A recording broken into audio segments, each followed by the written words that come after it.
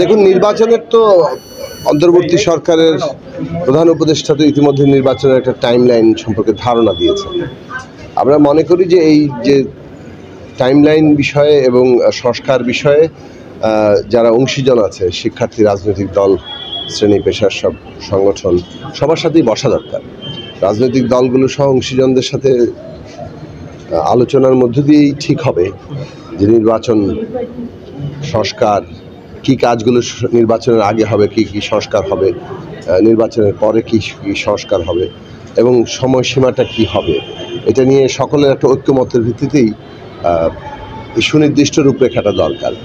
তো ইতিমধ্যে অন্তর্বর্তী সরকার ধারণা দিয়েছেন যে জানুয়ারি মাসে যে কমিশনগুলো গঠিত হয়েছে সেগুলো যদি রিপোর্ট দেয় সেই অনুযায়ী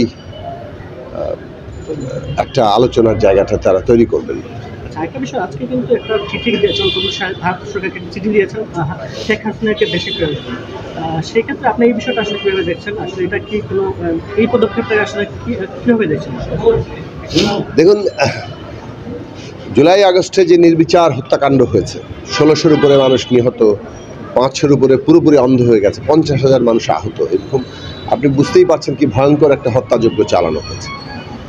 এর আগে 15 বছর ধরে ক্ষমতার অপব্যবহার করে গুম, খুন, ভয়ঙ্কর লুটপাট, এই যে সব কিছু, এর তো নেতৃত্বে ছিলেন শেখ হাসিনা, তার নির্দেশেই সব কিছু হয়েছে।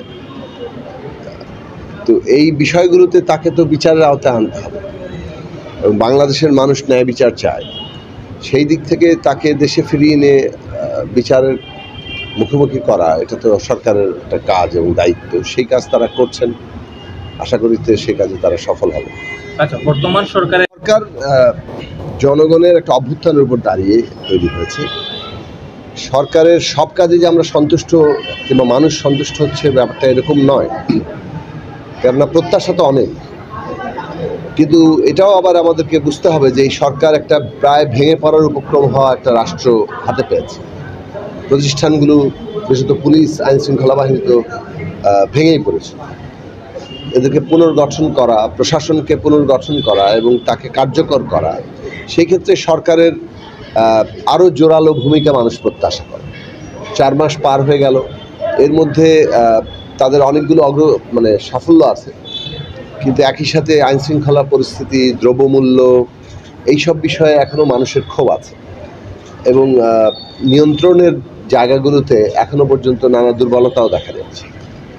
আমরা যেটা মনে করি যে সরকার তো আসলে এই রাষ্ট্রের বিভিন্ন প্রতিষ্ঠানের মাধ্যমেই কাজ করে। তো এই সমস্ত প্রতিষ্ঠানগুলোতে পতিত ফ্যাসিস্টদের দোসররা যেভাবে প্রতিষ্ঠানগুলোকে কোনো ক্ষেত্রে অকার্যকর করে রাখার চেষ্টা করছে, সেই সব জায়গায় সরকারকে আরও কঠোর হতে হবে এবং জনগণের প্রত্যাশা অনুযায়ী দ্রুত তাদের সমস্যাগুলো সমাধানের ক্ষেত্রে ভূমিকা পালন করার জন্য এই পুরো রাষ্ট্রশক্তিকে যতটা পুনর্গঠন করা দরকার তত দ্রুততার সাথে তারা সেটা করবেন।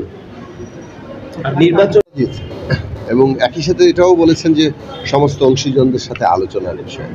এখন সরকারের দিক থেকে তো সরকারের একটা প্রস্তাবনা থাকতেই পারে এবং অন্যান্য অংশীজনদের সাথে আলোচনা করেই আমরা একটা ন্যূনতম ঐক্যমত্যের জায়গায় পৌঁছাবো। সেইটাই হয়তো শেষ পর্যন্ত আমাদেরকে সামনের দিকে এগিয়ে নিয়ে যেতে সাহায্য করবে। আমি একটা জিনিস শেষ প্রশ্ন করতে চাই যে আপনারা কিন্তু এই আন্দোলনে বেশ কিছু আপনারা ভূমিকা রেখেছেন এবং বড় ভূমিকা রেখেছিলেন, কিন্তু আমরা দেখতে পাচ্ছি যে দিন যত যাচ্ছে প্রগতিশীল রাজনীতির সাথে যারা জড়িত তারা ক্রমশ কিন্তু বিভিন্ন জায়গায় যে ভূমিকাটি রাখার কথা ছিল সেটি রাখছেন না। সে ব্যাপারে আসলে কি বলছেন? আপনারা কি আসলে বামপন্থী রাজনীতির সাথে যারা জড়িত তারা কি আসলে পিছিয়ে পড়ছে নাকি এখানে কি হচ্ছে? দেখুন, এখানে বামপন্থা ডানপন্থার প্রশ্ন তো রাজনীতির ক্ষেত্রে নানাভাবে আদর্শিক জায়গায় আছে। মূল বিষয়টা হচ্ছে আমরা একটা গণতান্ত্রিক বাংলাদেশ করতে চাই এবং সেই গণতান্ত্রিক বাংলাদেশের জন্য একটা গণতান্ত্রিক সংবিধান লাগবে, রাষ্ট্রের প্রতিষ্ঠানগুলোর সংস্কার লাগবে, এখানে আইনের সংস্কার লাগবে। এর মধ্য দিয়ে আমরা একটা নতুন গণতান্ত্রিক বন্দোবস্তে পৌঁছাবো, নির্বাচন যার গুরুত্বপূর্ণ অংশ। তো এই কাজগুলো করার জন্যই অভ্যুত্থান হয়েছে, মানুষের ঐক্য তৈরি হয়েছে। এখানে বিভিন্ন রাজনৈতিক শক্তি বিভিন্ন মতাদর্শিক অবস্থান থেকেই কাজ করে, কিন্তু ন্যূনতম ফ্যাসিবাদের তাকে পরাজিত করার প্রশ্নে সবাই একটা আন্দোলনের সাথে যুক্ত হয়েছে। এখন ন্যূনতম একটা গণতান্ত্রিক ব্যবস্থা প্রতিষ্ঠার প্রশ্নে এই ঐক্যটাকে আমাদের ধরে রাখার আমরা চেষ্টা করছি। এই কাজ এগিয়ে নিয়ে যাওয়ার জন্য আমরা আমাদের সাধ্যমতো ভূমিকা রাখার চেষ্টা করছি। আজকেও আমরা সিলেটে এখানে নতুন রাজনৈতিক বন্দোবস্ত প্রতিষ্ঠার লক্ষ্যেই গণসংলাপ করছি। আমরা প্রত্যেকটি মেট্রোপলিটন শহরে এই গণসংলাপ করেছি। ইতিমধ্যে 8টি মেট্রোপলিটন শহরে আমাদের এই গণসংলাপ হয়েছে এবং আমরা ঢাকায় করব। তারপরে আমরা আসলে আরও বিভিন্ন জায়গায় সারা দেশব্যাপী আমাদের সংগঠনের পক্ষ থেকে জনগণকে ঐক্যবদ্ধ করার এবং বিশেষভাবে রাষ্ট্র ব্যবস্থার যে সংস্কার রূপান্তর, সেইটার গণতান্ত্রিক রূপান্তরের জন্য যা যা করণীয়, মানুষকে ঐক্যবদ্ধ করা, সেই কাজে আমরা করছি। এখানে বিভিন্ন দলের তো রাজনৈতিক পার্থক্য আছে, সেই পার্থক্য অনুযায়ী যার যার অবস্থান থেকে তারা কাজ করছেন। কিন্তু মনে রাখা দরকার যে অভ্যুত্থানের রায় একটা ন্যূনতম গণতান্ত্রিক রাজনৈতিক ব্যবস্থা, এর বাইরে কোনো কিছু বাংলাদেশের মানুষ গ্রহণ করবে না। আচ্ছা, শেষ প্রশ্ন, তাদেরকে আইনের আওতায় আনা দরকার। তবে এটা ঠিক যে বাংলাদেশের মানুষের আওয়ামী লীগের সাথে যুক্ত অনেকের বিরুদ্ধে বিক্ষোভ আছে। তো সেই আওয়ামী লীগের সাথে যুক্ত লোকেরা যারা অপরাধ করেছে, যারা নানাভাবে আমাদের সন্তানদের হত্যা করতে, লুটপাটে, দুর্নীতিতে এবং ফ্যাসিবাদ কায়েমে যারা নানানভাবে যুক্ত থেকেছে, সহযোগিতা করেছে, তাদের ব্যাপারে জনগণের ক্ষোভ আছে। কিন্তু কোনো অবস্থাতেই আইন হাতে তুলে না নিয়ে আইনগতভাবেই এই সমস্ত অপরাধীদের মোকাবেলা করা উচিত। তবে এর বাইরে কোনো ব্যক্তিকে অসম্মান করা, কোনো মুক্তিযোদ্ধাকে কোনো মানে অসম্মান করার জন্য যে কোনো তৎপরতাটাই নিন্দনীয় এবং এই বিষয়গুলোকে যথাযথভাবে আইনি পদক্ষেপ নেওয়ার জন্য আমরা সরকারের কাছে আহ্বান।